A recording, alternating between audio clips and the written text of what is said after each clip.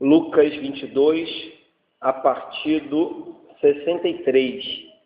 Na semana passada, no domingo da festa, nós pregamos até os 62, que foi Pedro negando a Jesus, e agora o foco, sai de Pedro e vai para Jesus Cristo. Nós temos visto alguns focos desde que Jesus tem caminhado para a cruz. O primeiro foco foi ali no momento da ceia, onde Jesus fala com todos os seus discípulos. Depois a narrativa se volta para Judas. Depois a narrativa sai de Judas e vai para os membros do Sinédrio que vão trair Jesus. Após esse momento, a narrativa se volta para Pedro, que nega Jesus por 3 vezes. E agora nós chegamos na narrativa do próprio Cristo, que vai ser, nesse exato momento, interrogado, escarnecido e zombado pelos homens. Esse texto, claro, é um texto do evangelista Lucas, médico Lucas, é um texto um pouco resumido e exclusivo de Lucas. Você vai ver algumas passagens que só Lucas escreveu aqui, mas se a gente olhar cada uma das passagens dos evangelhos, eles têm algo a nos acrescentar. Por exemplo, se você olhar em João, no capítulo 18, ele vai dizer que o interrogatório de Jesus começa por Anás. Lucas não fala em momento algum de Anás, o sumo sacerdote, mas no capítulo 18 de João, a partir do versículo 13, João diz: olha, o primeiro interrogatório de Jesus foi com Anás.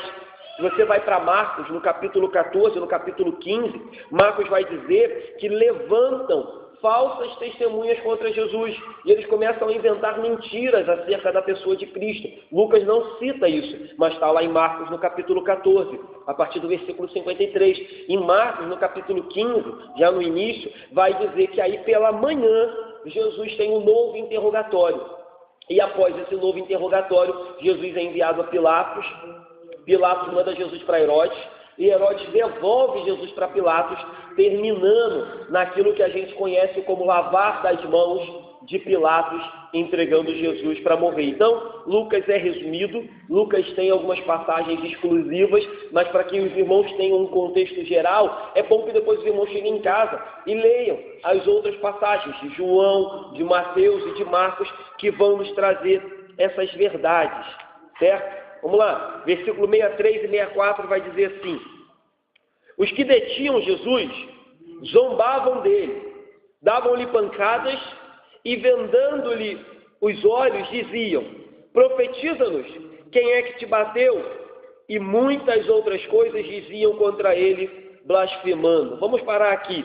Após o interrogatório de Jesus que aconteceu na noite anterior, falamos disso no domingo aqui pela manhã, durante a noite, quando Jesus é preso, quando Jesus é traído com um beijo por Judas, ele é levado até a casa do sacerdote, e ali acontece um interrogatório contra Jesus. Interrogatório completamente feito na surdina, feito na madrugada, feito na clandestinidade. Após esse interrogatório, levam Jesus até a cela. É até aquele momento que eu disse que Jesus passa pelo pátio, olha para Pedro, e Pedro se derrama em arrependimento porque tinha negado Jesus por 3 vezes. Nesse momento, Jesus foi levado para a cela. Quando chega na cela, os guardas começam a zombar, escarnecer e a agredir Jesus. É isso que acontece aqui. Antes mesmo da sentença, antes mesmo do final do processo, eles já começam a castigar e a punir Jesus. Ou seja, mais uma vez demonstrando a ilegalidade desse processo e a criminalidade dos guardas e dos membros do Sinédrio. A raiva, o ódio e a inveja que eles tinham contra Jesus pelo fato de Jesus estar tirando deles aquela estabilidade que eles tinham, aquele poder que eles tinham por causa da religião judaica que detinha sobre o povo. Então, os membros do Sinédrio mostram aqui o seu caráter cruel, vingativo e completamente contrário à própria palavra de Deus. Porque em nenhum lugar, inclusive no Antigo Testamento, onde Deus por diversas vezes manda que Israel fizesse guerra contra os povos inimigos, em nenhum lugar você vê Deus mandando que isso fosse feito com alguém que ainda não foi julgado. E em nenhum lugar você vê Deus permitindo que esse tipo de prática fosse cometido. E os guardas batem, zombam e ainda blasfemam, porque eles tampam os olhos de Jesus e dizem: profetiza contra nós, diz quem te bateu, já que tu és o Filho de Deus, você não precisa ver para saber quem é que está te batendo. Ou seja, eles estavam batendo em Jesus e ainda assim zombando. É claro que quem está fazendo isso são os guardas, mas você há de convir comigo que os sacerdotes, os fariseus, os saduceus, os escribas, sabiam e consentiam com isso, porque se eles não concordassem com isso, os guardas não iam fazer nenhum tipo de maldade com Jesus, porque sabiam que poderiam sofrer algum tipo de repreensão dos sacerdotes. Eles eram guardas do templo, então eles sabiam muito bem como que a religião e a religiosidade judaica tratava aqueles que eles queriam apertar e pisar. E é isso que eles fazem, começam a agredir a Jesus. E aí, claro, cada um aqui faz a sua autorreflexão, mas é muito triste, queridos. É claro que vendo um filme, né, a gente se emociona porque a coisa fica mais real, mas é muito triste imaginar que aquele que viveu a sua vida fazendo bem, aquele que viveu a vida toda curando, libertando, perdoando, amando, aquele que vai dar a sua vida em favor de nós, como cantamos aqui, bebeu a ira amarga para que nós tivéssemos vida, agora virou objeto de escárnio, zombaria, de açoite, de crueldade. E eles agridem o seu corpo, mas também agridem a sua moral, a sua espiritualidade, quando dizem: olha, profetiza, revela quem é que está te batendo. Tu não é o cara? Tu não é o profeta? Tu não é o filho de Deus? Revela, adivinha aí quem é que está te agredindo. E aí, já adiantando uma colocação que eu vou fazer no final, e a gente tem feito aqui com bastante frequência na igreja, a gente tem chamado a atenção para isso, a gente percebe, queridos, como que o ser humano pode ir baixo, pode ir fundo na sua maldade sem Jesus no coração. Como que o Espírito Santo como que o ser humano sem o Espírito Santo pode ir baixo na sua maldade? Às vezes a gente liga a televisão, às vezes a gente fica sabendo de alguma coisa que acontece e fala: como pode? E a gente se assusta com algumas notícias que a gente vê na televisão. Mas, queridos, a maior de toda a maldade está acontecendo aqui. Nos dói ver quando um louco, ensandecido, tira a vida de uma mulher por ciúme. Nos dói quando alguém tira a vida de uma criança. Nos dói quando a gente vê alguém se explodindo e tirando a vida de cristãos em países perseguidos. Mas olhe para isso. O Filho de Deus, o Verbo encarnado, um homem santo, um homem puro, um homem que só amou e que jamais fez algo contrário a isso, está sendo esbofeteado, escarnecido, zombado, ridicularizado. Ai de nós, queridos. Ai de nós se não vigiarmos. Ai de nós se não for o Espírito Santo no nosso coração. Quando a gente menos percebe, a gente está no fundo do poço, fazendo as coisas mais vis e mais desprezíveis que um ser humano pode fazer. Às vezes a gente fala: como fulano fez isso? Meu irmão, eu já preguei sobre isso aqui. A gente deve se perguntar: será que eu, sem Jesus, não faria o mesmo? Às vezes a gente gosta muito de olhar para a vida: como que fulano fez isso? A pergunta é: será que eu, se não vigiar e se não alimentar dentro de mim todos os dias a graça e o Espírito Santo que habita em mim, será que eu também não faço igual ou pior do que fulano? Essa é uma realidade, queridos, que ronda a todos nós. Ronda a todos nós. E ai de nós se não vigiarmos e acreditarmos que somos melhores do que alguém. Ai de nós. E o texto segue, e no versículo 65, vou ler de novo, diz assim: e muitas outras coisas diziam contra ele, blasfemando. Parece que Lucas está tão entristecido, está tão assim escandalizado com o que fizeram com Jesus, que ele se limita até de dar detalhes. Ele diz assim: e muitas outras coisas. Ele não quer nem entrar nos detalhes, sabe? Ele não quer nem mencionar aquele absurdo, aquela crueldade, aquela maldade que foi feita com Jesus. Então ele diz: olha, muitas outras coisas diziam contra ele, blasfemando. Então o Lucas diz: olha, eu não vou nem mencionar, porque é até maldito comentar o que eles fizeram, mas no final das contas eles blasfemavam. Ou seja, a perversidade deles era zombaria, no versículo 63, e pancadaria, escárnio, no versículo 64, que eles diziam: profetiza quem foi que te bateu, e blasfêmia, no versículo 65. Então, zombaria, pancada, escárnio e blasfêmias eram aquilo que envolvia os açoites que Jesus estava sofrendo. Aprendo, queridos, com a atitude de Jesus aqui, uma coisa também que a gente já tem pregado aqui na igreja com bastante insistência. Atente para o que eu vou falar. Não estou querendo dizer aqui, de novo, que você não tem direitos e que você não pode lutar e exigir aquilo que é teu. Mas eu aprendo com Jesus aqui, sendo escarnecido, sendo zombado, sendo açoitado, blasfemando contra ele, que a gente deve abandonar todo e qualquer tipo de murmuração, que a gente deve abandonar todo e qualquer tipo de queixa, que a gente deve abandonar todo e qualquer espírito de retaliação e de pagar na mesma moeda quando o mundo e quando as pessoas se levantarem contra nós para fazer a mesma coisa que fizeram com Jesus. Claro, não estou tirando aqui de novo o seu direito. Fulano está me devendo uma ação trabalhista. Entre na justiça, lute pelo seu direito. Fulano comprou algo de mim e não pagou. Lute pelos seus direitos. Mas entenda, a gente tem que parar, pelo menos ao meu ver, de acordo com essa palavra, de viver uma vida oprimida por causa daquilo que causam contra a gente. Uma vida de murmuração, uma vida de queixa, uma vida de irritação, uma vida ensimesmada, uma vida de reclamação para com Deus, como o Guilherme bem disse aqui, quando abriu o culto. Às vezes a gente fica perguntando por que o senhor não fez isso, por que o senhor não fez agora, por que o senhor não fez da maneira que eu imaginava. E ele diz para as irmãs de Lázaro, para de bobagem, cheguei na hora certa, vou ressuscitar teu irmão. Então, de acordo com a atitude de Jesus, eu acho que a gente deveria ter mais essa postura no nosso coração. Estamos sujeitos à zombaria, sujeitos a escárnio, sujeitos à calúnia, sujeitos à difamação, sujeitos à perseguição. Muitos de nós estamos sujeitos a isso. Mas eu acho que, de acordo com Jesus, a gente deve aprender mais e mais a glorificar a Deus quando formos maltratados por causa da nossa postura de crente. Isso também vale a pena ressaltar. Às vezes a gente sofre perseguição, às vezes a gente sofre disse-me-disse, escárnio, às vezes a gente é caluniado por causa da nossa própria postura, por causa do nosso temperamento, por causa da nossa falta de domínio próprio, falta de mansidão. Mas quando a gente é escarnecido, perseguido, injuriado por causa da posição de cristão e da nossa firmeza na fé, a gente deve tomar a mesma postura de Jesus.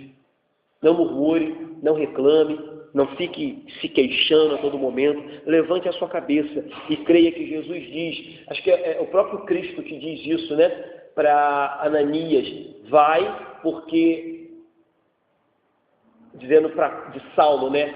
Vai porque ele há de perceber o quanto há de sofrer em favor do meu nome. E também o apóstolo Paulo, dizendo numa outra passagem, ele diz, olha, porque nos convém não apenas viver do Evangelho, mas também sofrer pelo Evangelho. Então, queridos, diante de uma perseguição, diante de uma zombaria, diante de um escárnio, faça como o seu Senhor, levante a cabeça e encare de frente.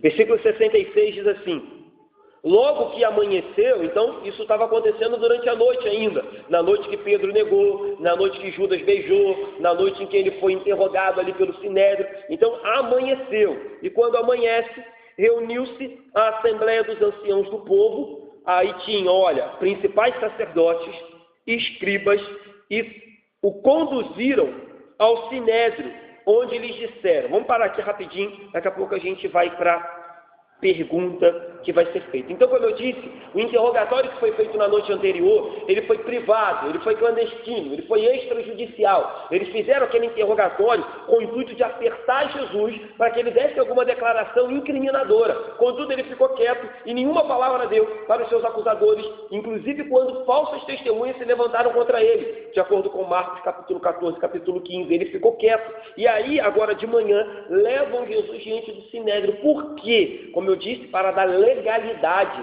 àquela covardia que tinham feito à noite. O Sinédrio era como se fosse o nosso Supremo Tribunal hoje, a nossa Corte Maior dos Juízes. E lá ela era composta de 71 juízes, e aí você vê, tinham sacerdotes, escribas, provavelmente fariseus e saduceus faziam parte desse grupo também. Eles se reúnem pela manhã e agora de forma legal, de forma cumprindo a lei, eles começam novamente a interrogar Jesus. Eles começam novamente a apertar Jesus. E agora o que eles querem novamente, colheram uma informação de Jesus para acusá-lo e levá-lo diante do Império Romano. A gente vai ver isso de noite, porque ainda que as autoridades religiosas contassem com o apoio de Roma, não era lícito para nenhum judeu e para nenhuma autoridade religiosa tirar a vida de ninguém. Eles poderiam fazer um processo, dar um parecer, mas eles tinham que encaminhar isso a Roma, porque Roma era a única autoridade que podia tirar a vida ou executar alguém. Talvez, e talvez não, essa é uma interpretação válida, por isso que Jesus se recusa a condenar a mulher adúltera. Alguns dizem assim, tá vendo aí, pastor? Ninguém pode julgar ninguém, porque Jesus pegou a mulher adúltera e liberou ela. Existem alguns problemas nessa passagem, que muitos irmãos distorcem para justificar o seu pecado e querer dizer, olha, Jesus perdoou a mulher adúltera, quem é o Senhor para não me perdoar, pastor? Não pode julgar ninguém. Primeiro, a lei do Antigo Testamento dizia que, e é isso que diz lá, ela foi pega junto com o homem. Tanto a mulher quanto o homem deveriam ser levados para julgamento, e não foi isso que aconteceu. Eles passam a mão na cabeça do homem, liberam o homem e levam só a mulher. Primeiro ponto errado ali. Segundo ponto errado ali, os sacerdotes e aqueles homens que prenderam aquela mulher não eram autoridades competentes para fazer aquele julgamento. A autoridade competente, mais uma vez, era Roma. Roma que deveria avaliar aquela situação daquela mulher. Segundo, a lei dizia que deveria haver testemunhas que presenciaram o caso. E ali havia alguns homens que diziam que presenciaram, mas eles não eram completamente isentos acerca do seu testemunho. Outro ponto, Jesus, assim como aqueles homens, também não era autoridade competente para julgar aquela mulher. Então, se Jesus libera aquela mulher, eles diziam, olha, esse homem não obedece à lei. Se Jesus condena aquela mulher, eles diziam, esse homem está se julgando juiz e está usurpando o poder de Roma para ele. Ou seja, de qualquer forma, aquilo ali era uma pegadinha para Jesus. Então Jesus diz, olha, eu não vou proferir nenhuma palavra, porque está tudo errado. O que eu vou dizer é, quem não tem pecado, atire a primeira pedra. E aí vocês façam conforme lhe apraz. E eles vão embora. Tanto que termine, Jesus não passa a mão na cabeça dela. Jesus diz, mulher, vai. E não peque mais. Ou seja, Jesus não omite o pecado dela. Jesus não diz que ela não pecou e que o que ela fez estava tudo beleza. Ele exorta ela e diz, vai, não peques mais. Então, acontece que às vezes a gente quer justificar o nosso erro de acordo com alguma passagem da Bíblia e não entende o contexto. E aqui era isso que eles estavam fazendo. Organizando um processo, colhendo informações para mandar Jesus diante de Roma, para que aí as autoridades pudessem executar Jesus. Não tinha interesse em buscar a verdade, a gente vai ver isso. Eles queriam apenas colher elementos e mandar que Jesus fosse morto. Aí vem a pergunta, no versículo 67, parte A, que diz assim, se tu és o Cristo, dize-nos. Vamos parar aqui. Se tu és o Cristo, dize-nos. Marcos, no capítulo 14, vai dizer que as falsas testemunhas eram incoerentes. Vamos dar uma lida? Só para esclarecer. Marcos, no capítulo 14, a partir do versículo 55, vai dizer assim, e os principais sacerdotes e todo o sinédrio procuravam algum testemunho contra Jesus para condenar à morte, e não achavam, pois muitos testemunhavam falsamente contra Jesus, mas os depoimentos não eram coerentes. E levantando-se alguns, testificavam falsamente, dizendo, nós o ouvimos declarar, eu destruirei o santuário, edificado por mãos humanas, e em 3 dias construirei outro, não por mãos humanas.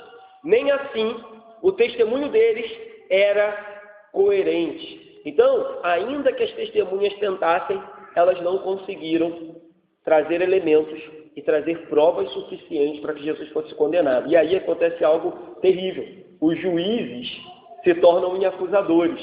Aqueles que deveriam apenas colher informações e depois dar um veredito, começam a acusar, tomam a frente daquilo que deveria fazer parte das testemunhas, e eles vão direto ao ponto e dizem, se tu és o Cristo, dize-nos logo.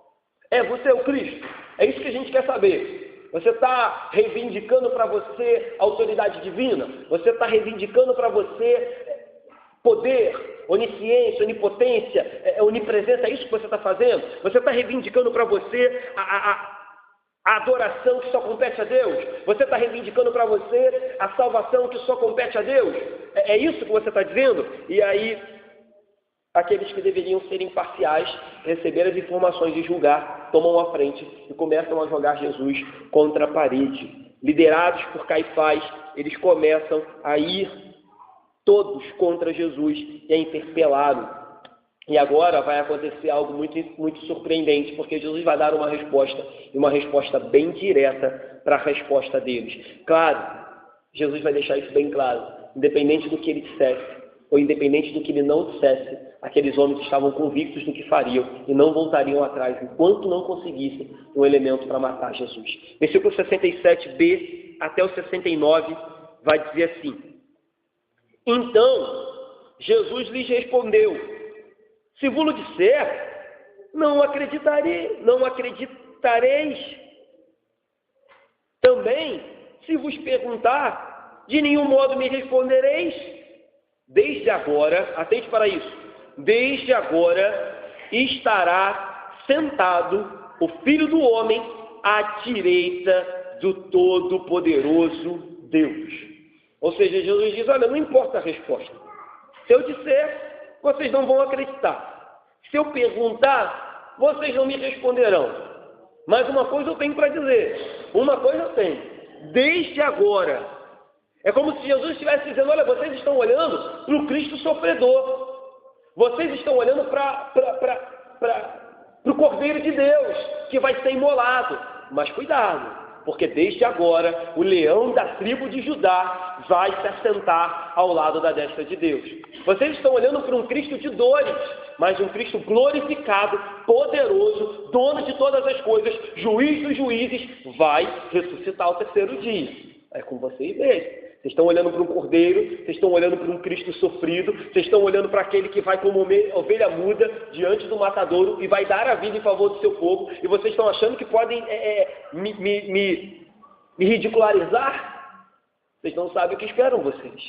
Digo que desde agora o Filho do Homem estará sentado à direita do Todo-Poderoso Deus. Jesus responde revelando a hipocrisia deles, mas exaltando também a pessoa do Filho. E deixando bem claro, de forma clara, para a gente, pode parecer um pouco misteriosa as palavras de Jesus, mas para os judeus isso era muito claro, porque mesmo entre a liderança judaica e o povo judeu, era fato, era sabido que o Filho de Deus, o Messias, o Cristo, o Emanuel, sentaria à direita do Deus Todo-Poderoso, à direita do Pai, e dali comandaria e julgaria todas as coisas. Então o que Jesus está dizendo é: olha, a minha glorificação é certa, e na verdade ela já está começando. A teologia diz que a vida de Jesus terrena, ela compreende estágios de humilhação e estágios de exaltação. E a teologia diz que a humilhação de Cristo começa quando ele vem num ventre materno. Diz que o Filho de Deus, o Verbo encarnado, o Criador de todas as coisas, pelo simples fato de se fazer homem, já traz um sentido de humilhação. E aí a teologia vai dizendo que todos os estágios da vida de Jesus competem em humilhação: ser escarnecido, ser desacreditado, ser zombado, ser caluniado. Chamaram Jesus de beberrão, chamaram Jesus de comilão, chamaram Jesus de filho de Beelzebul, chamaram Jesus de tanta coisa, de amigo de publicano, de amigo de pecador.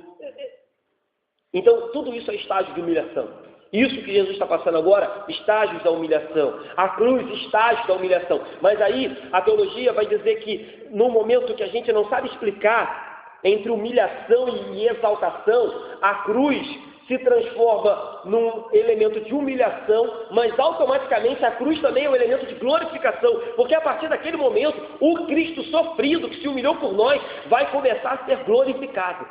Ele vai ressuscitar, ele vai vencer, ele vai despojar as autoridades do mal na cruz do Calvário, ele vai comprar as nossas vidas. Então isso é um estágio de exaltação, de glorificação. Então o Cristo que até então só se humilhava, começa a se exaltar. Ao terceiro dia ele ressuscita, ao terceiro dia ele vem, aparece aos pecadores, ele vem, derrama do Espírito Santo, e agora Cristo está completamente glorificado e exaltado à destra do Pai. Então até os judeus entendiam que isso haveria de acontecer. Não vou ler por causa do nosso tempo, mas isso está no Salmo 110, versículo 1, e em Daniel, capítulo 7, versículo 13 e 14. Então, quando ele diz, Filho de Deus, estará à direita do Todo-Poderoso Deus, ele está dizendo, ele estará à direita, não só presenciando, mas também compartilhando do todo o poder, majestade, glória e autoridade que compete ao Deus Pai.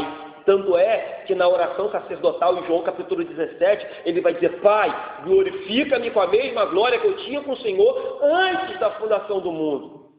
Antes da fundação do mundo, quando ele está entregando a sua vida em João capítulo 17. Então, os membros do Sinédrio não tiveram dúvida de que o que Jesus estava dizendo é, sim, eu sou o Filho de Deus, eu sou o Verbo, eu sou o prometido, eu sou o Alfa e o Ômega, eu sou o princípio e o fim. Queiram vocês ou não, acreditem ou não, porque se eu perguntar, vocês não vão responder. Se eu disser, vocês não vão acreditar. O que vocês querem é me matar, então eu sou o Filho do Homem. E aí, o versículo 70 vai explicar que eles perceberam que era isso que Jesus estava dizendo. Então, disseram todos. Então, todos perceberam que era isso que Jesus estava dizendo. E 71 perceberam. Logo, tu és o Filho de Deus? E ele lhes respondeu, vós dizeis que eu sou. Apesar da tradução na qual o nosso português escolheu parecer que Jesus coloca um ponto de dúvida, eu li 4 livros comentando essa passagem, esse versículo. E os 4 autores, tanto o Hernandes, tanto o Simonton, tanto o Charles Riley e um outro autor que eu esqueci, todos eles são claros em dizer que no original o que Jesus está dizendo é, vocês estão certos, eu sou. Vocês já declararam, eu sou. Vocês só não querem assumir, mas eu sou. É isso que Jesus está dizendo. Parece, né, que Jesus deixa uma dúvida. Vós dizeis que eu sou. Você está dizendo. Não. A maioria dos autores que eu li, os 4 autores que eu li, dizem que Jesus está dizendo, vocês estão certos. Eu sou o Filho de Deus. Então, isso vai ficar muito claro que Jesus afirmou quando a gente lê o versículo 71.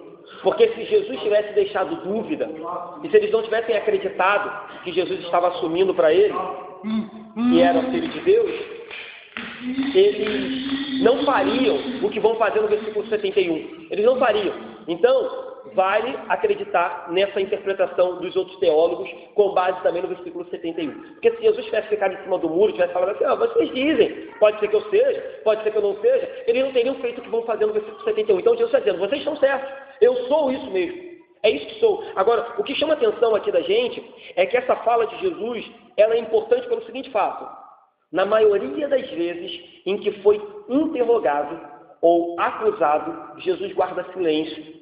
Jesus fica quieto. E aqui, diante do momento mais perigoso da sua vida, ele não guarda silêncio. Porque durante todas as outras vezes, no ministério de Jesus, em que ele foi interrogado, em que ele foi questionado, ele poderia responder, porque não era ainda o momento dele estar preso, e ele não estava ainda sob o poder dos religiosos e de Roma. Então ele poderia falar.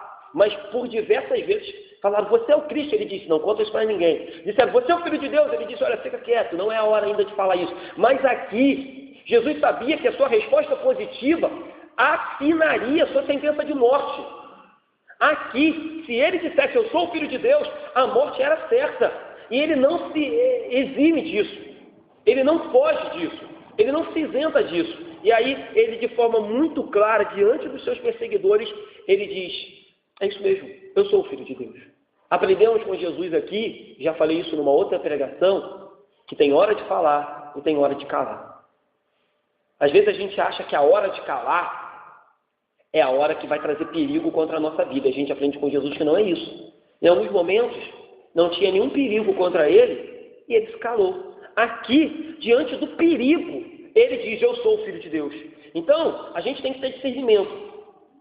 A gente tem hora de falar e hora de calar. E nem sempre a hora de calar é simplesmente porque tem perigo. Não vou falar isso não, porque, se eu falar isso é perigoso, se eu falar isso vai pegar mal, vai gerar polêmica. Não, a gente tem que orar para que Deus nos diga a hora de falar e a hora de calar. Porque se humanamente Jesus tivesse seguido essa nossa raciocínio, Jesus teria falado, agora não é hora de falar, agora é hora de ficar quieto. Porque se eu falar, o Sinédrio está formado, os 71 estão aqui me ouvindo. Se eu falar, é cruz certa. Jesus vai e fala. Então aprendamos isso, a hora de falar e a hora de ficar quieto. E nem sempre a hora de ficar quieto é porque a gente está com medo.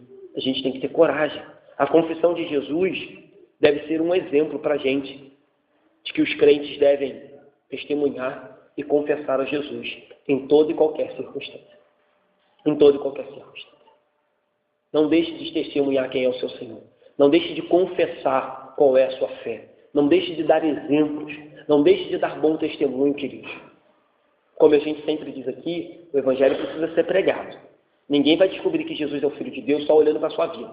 Ah, você é uma boa vizinha. Aí a pessoa fala, fulano é uma boa vizinha. Acho que Deus teve um filho, o nome dele é Jesus. Ninguém vai chegar a essa conclusão. Você vai precisar abrir a boca e falar de Jesus para a pessoa. Mas a sua postura, o seu testemunho, a sua confissão, o seu caráter, a sua maneira de lidar com algumas coisas vai abrir caminho e vai facilitar quando você chegar para falar de Jesus. Então, o exemplo de Jesus diante da morte é um exemplo para mim e para você. Não negue a Jesus, meu irmão. Não negue a Jesus. Não negue a Jesus por atitude. Não negue a Jesus com palavras. Não negue a Jesus com atitudes que escandalizam o Evangelho e envergonham o cristianismo. Não negue a Jesus. Pelo contrário, testemunhem e confessem diariamente que Ele é o nosso Senhor. Não é isso que diz em Coríntios? Apesar de nós não termos o costume da nossa igreja de fazer apelo para que as pessoas venham à frente, é fato que Corinto diz que todo aquele que me confessar diante dos homens, eu confessarei diante do Pai. É fato. É claro que a gente não interpreta essa passagem da maneira das pessoas virem aqui na frente, levantar a mão e repetir uma frase. Nós não entendemos assim, eu não entendo assim, eu não faço isso. Mas é fato de que a Bíblia diz que o pecador tem que confessar Jesus diante dos homens, senão ele não será confessado diante do Pai. E aquele que negar Jesus diante dos homens será negado diante do Pai. Isso é fato. Então, testemunhar Jesus e confessar Jesus vai muito mais junto do domingo à noite, vir na frente. É uma atitude que envolve toda a nossa vida. Então, não negue Jesus. Faça como Ele. Testemunhe e confesse que a sua fé está firmada no Filho de Deus. Para terminar, versículo 71 vai dizer assim.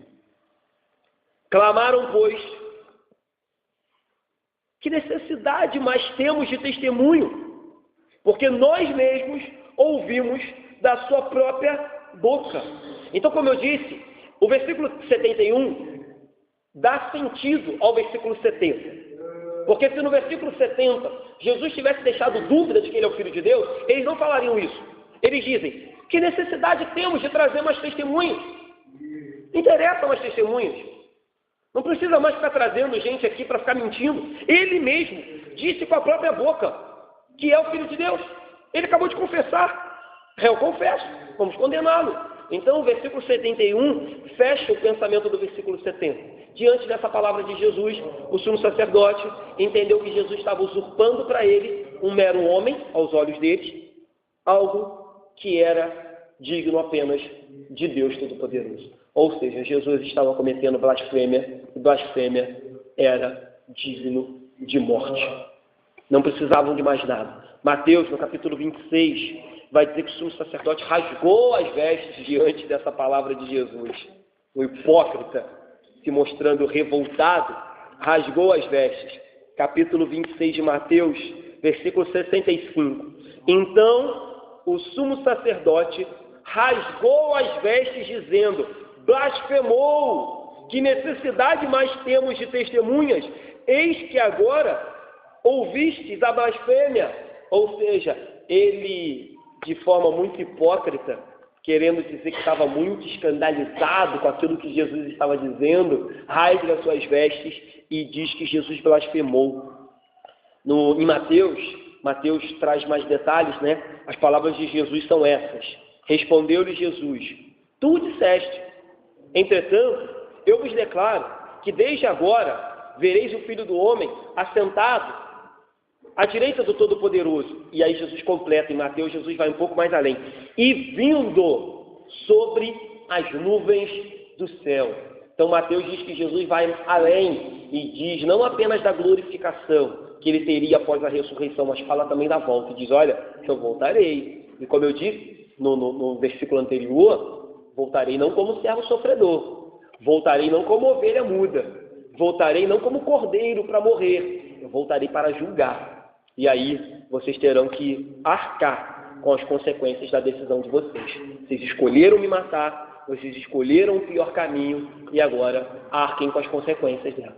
Agora, queridos, e a gente vai avaliar isso à noite, só bastava pegar Jesus, levar até Roma ao imperador, e o imperador bateu o martelo para que Jesus fosse condenado. Eles já tinham aquilo que eles precisavam. Mas a gente vai estudar à noite, vai ver que eles acrescentam mais coisas ainda, porque uma acusação apenas de blasfêmia não era necessário para que Pilatos se metesse nesse negócio. Era como se Pilatos falasse: ah, tá bom, o cara é herege, o cara falou blasfêmia, é problema de vocês, judeus, problema de vocês. Mas aí eles vão colocar Jesus contra Roma, vão colocar Jesus contra o Império Romano, para que aí Jesus fosse condenado por Roma. Mas isso é assunto para de noite. A gente cantou aqui, eu quero repetir. Jesus está caminhando para a cruz, gente. Jesus está caminhando para a sua morte. Jesus está caminhando para a sua noite de dor. Para que eu e você, jamais esqueça isso, para que eu e você possamos caminhar para o céu. Ele está caminhando para a cruz, para que nós possamos caminhar para o céu. Ele está caminhando para a dor, para que nós possamos caminhar para a alegria. Ele está caminhando para sozinho ser crucificado, para que eu e você, falei isso aqui domingo passado, jamais estivéssemos sozinhos, porque hoje temos o Espírito Santo de Deus que habita em nós. Jamais esqueça disso. Eu sei que às vezes, numa pregação, numa leitura, numa meditação, numa exposição, a gente não consegue vislumbrar e a gente não consegue meditar ou talvez sair daqui dessa realidade e vivenciar isso aqui de verdade. Mas não esqueça disso. Foi por você. E só por você e por mim. Repito o que eu digo aqui também várias vezes, porque se fosse por ele, ele não precisava passar por nada disso. Ele escolheu a cruz para que nós tivéssemos vida. E hoje, meus irmãos, ele nos chama a escolher a cruz. Ele diz: aquele que quer vir após mim, negue a si mesmo, tome a sua cruz e siga-me. Que essa seja a nossa decisão, dia após dia. Tomar a cruz, porque um dia ele a tomou, para que nos desse acesso ao Pai. Terminar? Primeira aplicação que eu quero fazer, já fiz, vou só repetir. Percebemos aqui quão baixo, quão vil um pecador pode ir sem o Espírito Santo de Deus, a ponto de zombar, escarnecer, bater e ridicularizar o Filho de Deus. Segundo, percebemos aqui, mais uma vez, o tratamento hipócrita, vergonhoso e desleal que os religiosos deram a Jesus. E aí a gente lembra daquilo também que eu falo sempre aqui na igreja. Se Jesus viesse hoje, filhos, na mesma perspectiva que ele veio no Novo Testamento, talvez pastores, talvez presbíteros, talvez falsos apóstolos estariam gritando: crucifica, crucifica. Então, cuidado com isso. Cuidado. A religiosidade mata. Terceiro ponto. Observamos aqui a profecia de Jesus muito clara, de que ele seria glorificado depois da sua morte, ou durante a sua morte, mas também que ele voltaria, com base no que a gente leu em Mateus, no capítulo 26, no versículo 65. Ele voltará, e ele deixa isso muito claro, e a gente pregava sobre isso também semana passada, dizendo: o que nos faz viver, na verdade acho que a gente falava sobre isso quarta-feira, o que nos faz viver, o que nos faz levantar, o que nos faz pelejar todos os dias, é que ele disse que voltará. Essa é a esperança que nos faz, que não nos deixa entregar os pontos e desistir dessa vida difícil e pecadora e lamentável que a gente tem. Última aplicação, percebemos aqui a completa e ousada confissão e testemunho do Senhor Jesus. Que façamos o mesmo, independente do que estejamos passando, independente da oferta que vier para nós, independente daquilo que nos seduzir, que a nossa confissão, que o nosso testemunho seja sempre fiel, como foi do nosso Senhor. Não negue a Jesus, queridos, em hipótese alguma. Se porventura você já confessou, já cometeu esse tipo de pecado, ou tem vivido assim, se arrependa. Porque como eu preguei aqui há muito tempo atrás, e repito, não sabemos o dia de amanhã. Não sabemos quando ele vem, ou não sabemos quando você vai. Não nos compete dizer o dia que Jesus vem, nem nos compete dizer o dia que nós vamos morrer, porque nós não sabemos o dia de amanhã. Então, viva uma vida de arrependimento, de fé, de testemunho e de confissão que Jesus é o nosso Senhor. Amém? Vamos terminar? Lembrando que